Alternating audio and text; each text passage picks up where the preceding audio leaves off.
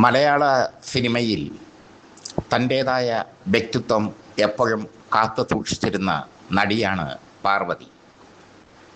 ഇപ്പോൾ പാർവതി ജയറാമാണ്, പ്രശസ്ത നടൻ ജയറാമിൻ്റെ ഭാര്യ.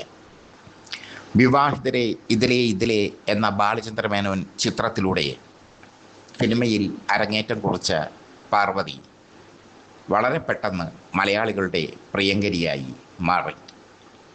മമ്മൂട്ടി, മോഹൻലാൽ, ജയറാം, സുരേഷ് ഗോപി, അശോകൻ തുടങ്ങിയ പല നടന്മാരുടെയും നായികയായി അഭിനയിച്ചു പാർവതി. ഹരികുമാർ സംവിധാനം ചെയ്ത ജാലകം എന്ന ചിത്രത്തിൽ അഭിനയത്തിൻ്റെ വ്യത്യസ്തത കാണിച്ചു തന്നു അവർ. അമൃതംഗമയ അവരുടെ മറ്റൊരു ശ്രദ്ധേയമായ ചിത്രമാണ്. ശരീര സൗന്ദര്യം പ്രദർശിപ്പിക്കാൻ വിമുഖത കാണിച്ചിരുന്നു പാർവതി. ഒരു വടക്കൻ വീരഗാഥയിൽ ഉണ്ണിയാർച്ചയായി എം.ടിയും ഹരിഹരനും തിരഞ്ഞെടുത്തത് പാർവതിയായിരുന്നു. പക്ഷേ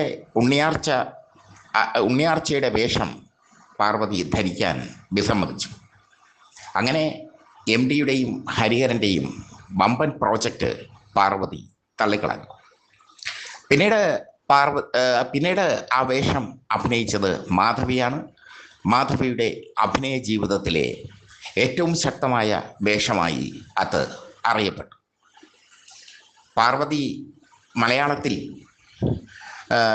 ശരീര സൗന്ദര്യം കാട്ടാൻ വിസമ്മതിച്ചപ്പോൾ തമിഴിൽ പോയി സൗന്ദര്യം കാട്ടേണ്ട അല്ലെങ്കിൽ ഗ്ലാമറായി അഭിനയിക്കേണ്ട ഒരവസ്ഥ അവർക്ക് വന്നത് ചരിത്രം. 1988 പുറത്തിറങ്ങിയ പൂവുക്കൾ ഭൂകമ്പം എന്ന ചിത്രത്തിലാണ് അവർ സെക്സിയായി അഭിനയിച്ചത്. തമിഴ്നാടൻ ത്യാഗരാജൻ ആദ്യമായി രചനയും സംവിധാനവും നിർവഹിച്ച ചിത്രമായിരുന്നു പൂവുക്കൾ ഭൂകമ്പം. മലയൂർ, മമ്മട്ടിയാൻ തുടങ്ങിയ ചിത്രങ്ങൾക്ക് ശേഷം ത്യാഗരാജൻ്റെ താരമൂല്യത്തിന് ഒരിടിവുണ്ടായി തമിഴിൽ. തൻ്റെ നഷ്ടപ്പെട്ട താരപദവി പിടിച്ചെടുക്കാൻ പൂവുക്കൾ ഭൂകമ്പത്തിലൂടെ ത്യാഗരാജന് കഴിഞ്ഞു. പാർവതിയുടെ ഗ്ലാമർ പ്രദർശനമായിരുന്നു ആ ചിത്രത്തിൻ്റെ ഹൈലൈറ്റ്. പാർവതിയുടെ ഗ്ലാമർ പ്രദർശനം കാണാൻ കേരളത്തിലും ആ ചിത്രത്തിന് പ്രേക്ഷകർ ഇരച്ചെത്തി.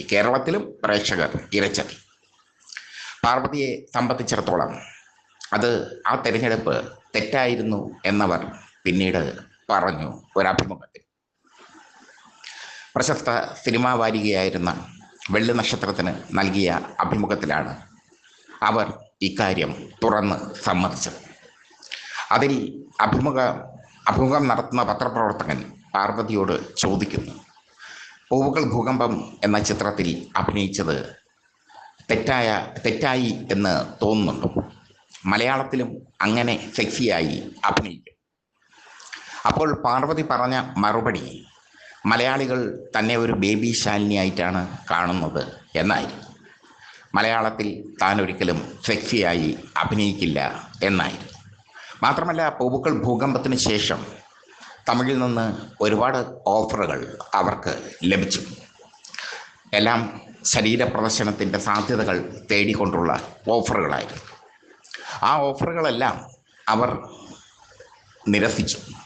കാരണം പൂവുക്കൾ ഭൂകമ്പം തനിക്ക് പറ്റിയ ഒരബദ്ധമായി പാർവതി കരുതുന്നു.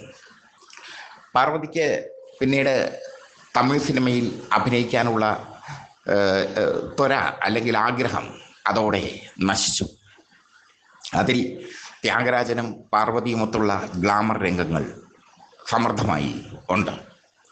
പല രംഗങ്ങളും വെട്ടിമാറ്റി സെൻസർ ബോർഡ് എന്നാണ് അക്കാലത്ത് കേട്ടത്. പൂവുക്കൾ ഭൂകമ്പം തമിഴ്നാട്ടിലെന്ന പോലെ കേരളത്തിലും വലിയ ഹിറ്റായി മാറി.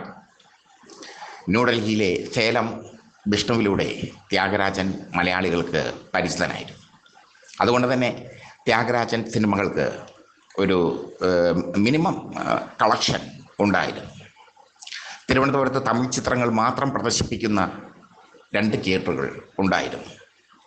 സെൻട്രൽ തിയേറ്ററും കിഴക്കേക്കോട്ടയിലുള്ള സെൻട്രൽ തിയേറ്ററും കരമനയിലുള്ള ശിവ തിയേറ്റർ.